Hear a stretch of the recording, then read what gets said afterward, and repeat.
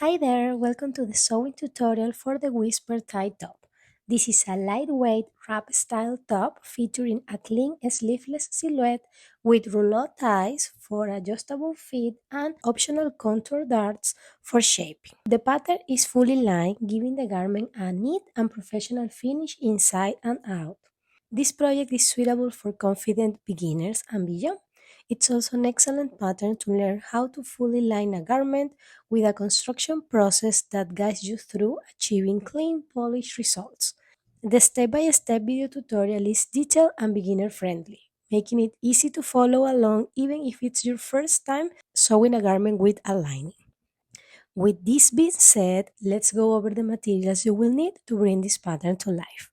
First, your main fabric. For this tie wrap top, fluid and lightweight fabrics are an excellent choice to enhance the drape and comfort. If you are looking for heavier options, choose medium weight fabrics with some drape. In the handbook that comes with the patterns, you will find the amount of fabric that you need based on your fabric width and a list of some fabric recommendations as well. Then your lining. Choose a lining that complements your main fabric. You could also skip the lining and cut the pieces in your main fabric as well, especially if you are working with lightweight fabrics. Lightweight fusible interfacing. This is optional to stabilize your lining armholes and necklines, especially for fabrics that are slippery or prone to distortion, such as silks or rayon. Sewing thread. Choose a color that matches or contrasts your fabric color depending of the design detail that you want to enhance. Optional snaps. This can be added for extra closure support in addition to the ties, especially if you want a more secure fit.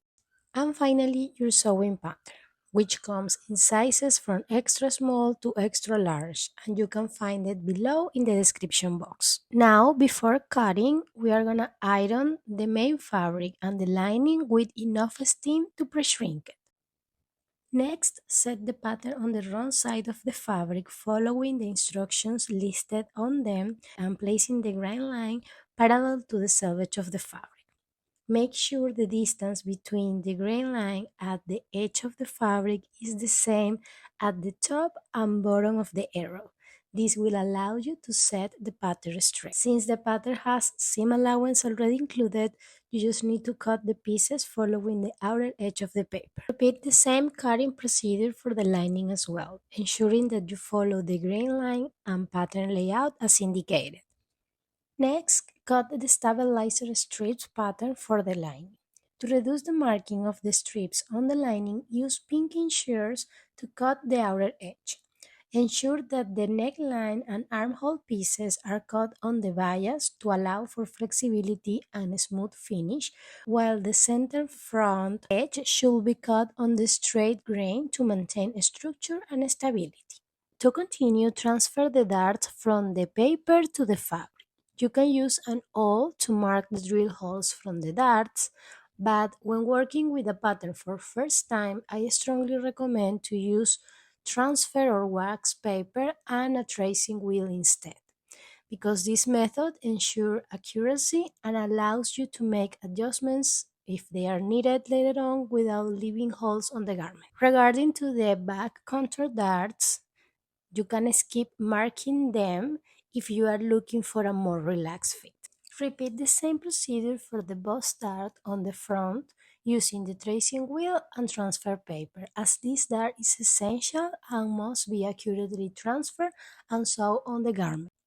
As you might notice, your lining pieces also have darts, so you should transfer them as well. In the scenario that you decide to skip the contour darts on the back for the main fabric pieces to achieve a more relaxed fit, make sure to do the same for the lining to maintain consistency in the garment's structure. Don't forget to transfer all your marks and notches, as they will be essential for a proper alignment and guidance through the sewing process. To finish the marking process for a double-breasted piece, it's crucial to mark the center of the front pieces. Begin by measuring the distance from the edge of the pattern to the center front, as indicated on the pattern. Transfer this measurement onto the fabric using a fabric marker or ruler to ensure precision. Then, using a contrasting thread, Make thread markings or basting stitches along the center front to secure the positioning. This technique will help maintaining the integrity of your markings throughout the entire sewing process. Start by closing the boss darts on the main front pieces. Fold the darts with the fabric's right sides facing each other, ensuring the darts legs are aligned. Pin along the dart legs to secure the fold. Then stitch from the widest point of the dart towards the tip, gradually tapering off at the point. To secure the tip, sew an additional half an inch beyond the point or beyond the tip of the dart. This will help you twisting the threads. Just leave a thread tail to prevent bulk and finish the dart by first pressing it flat to set the stitches, then press it downwards to follow the garment's natural shape. Use a tailor's cushion or a curved surface to maintain the dart's shape. I recommend pressing from the right side of the fabric as well, carefully working the tip of the dart with the tip of the iron to prevent wrinkles and ensure a smooth finish. To close the contour darts on the back main fabric pieces, start by folding the darts with right sides together, ensuring both dart legs are aligned. Pin the darts at each tip to hold the fold in place. Then, to get a cleaner result, begin stitching at least 1 inch inside the dart instead of starting at the tip of the dart. Sew towards the opposite tip of the dart, and when you reach that tip, continue sewing half an inch beyond it to twist the threads and leave a long tail to secure the stitches. Next, return to the starting point and overlapping the stitches, sew in the direction of the dart tip again. As before, sew half an inch beyond the tip to twist the threads and leave a long tail to maintain stability. Afterward, press the dart flat to secure the stitches and then press it towards the center back, making sure to keep both tips sharp and clean. Once you are done, repeat the whole process to close the darts on the lining pieces as well. Once you have closed the dart on the lining pieces, you can optionally stabilize the neckline and armholes, especially when you are working with light and fluid fabrics. To do so, add the stabilizer strips of fuse and fuse them onto the wrong side of the neckline and armhole of the lining pieces. Also, you can add a strip of fuse onto the wrong side of the center front edges of the lining pieces. To continue with right sides facing, sew the shoulders of the main fabric and the lining separately, using half an inch of seam allowance for each.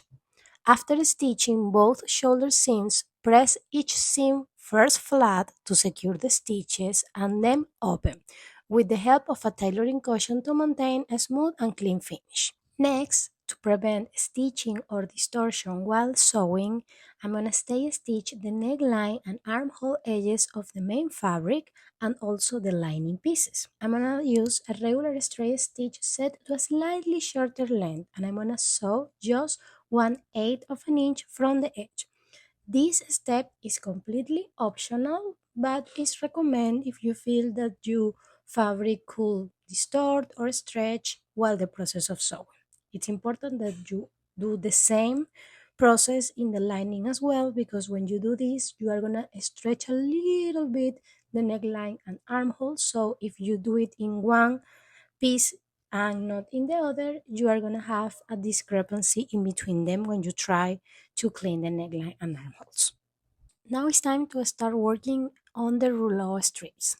To do so, fold each strip in half lengthwise with right sides together.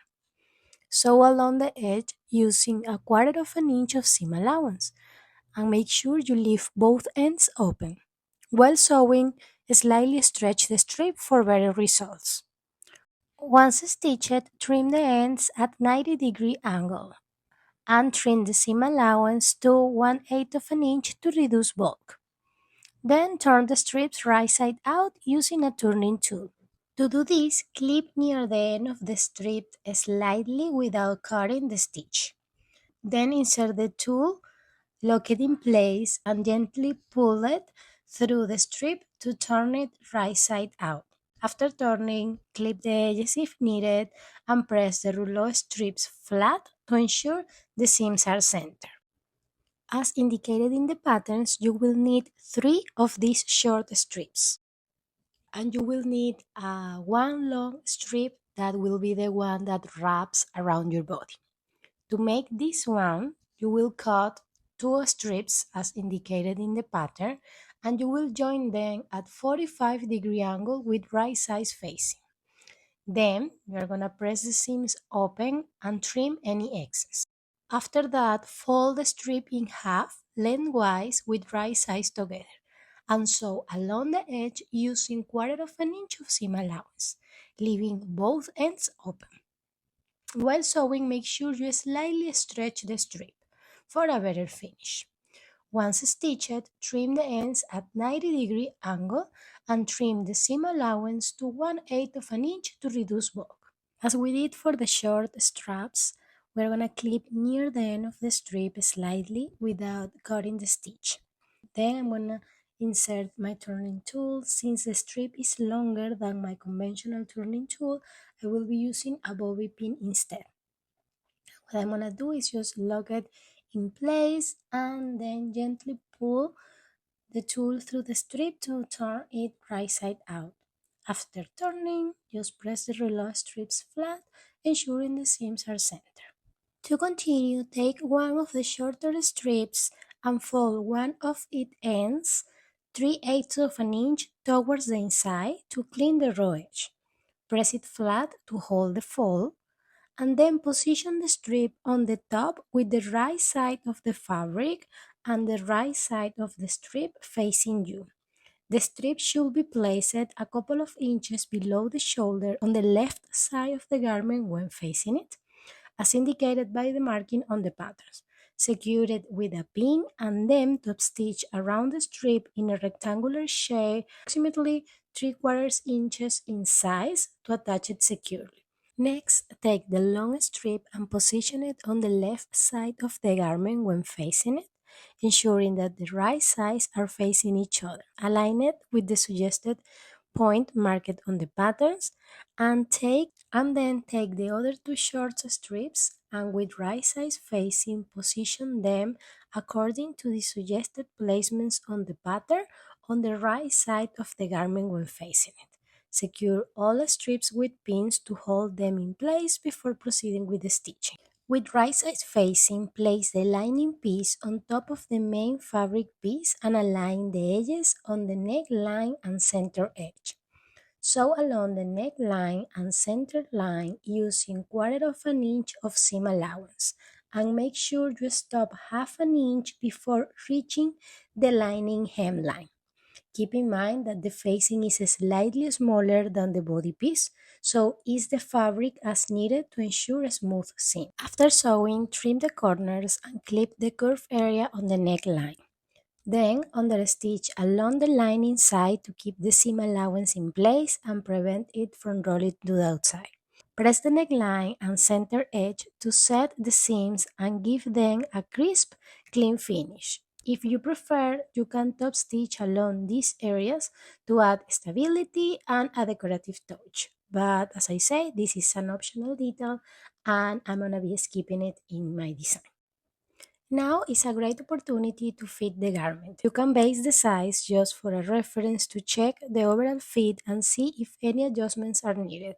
To clean the armholes, start with one side first. Face the right side of the lining and the body armhole area by rolling the entire piece in between, effectively sandwich it in between.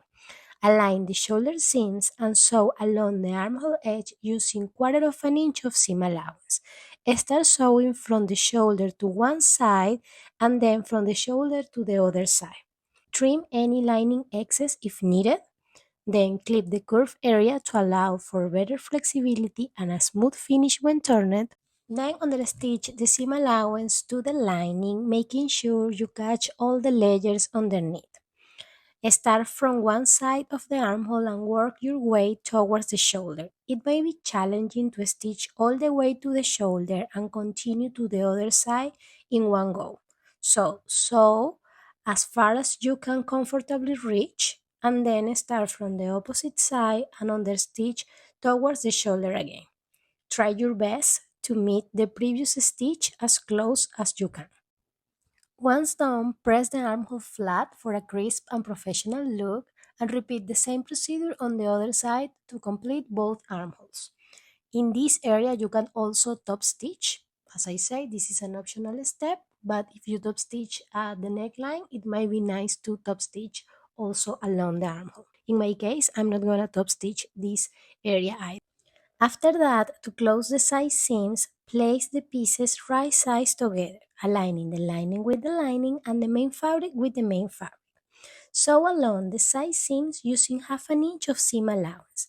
On the main fabric, leave an unsewn gap where indicated by the notches on the pattern on the left side of the garment, when facing the garment from the wrong side of the fabric.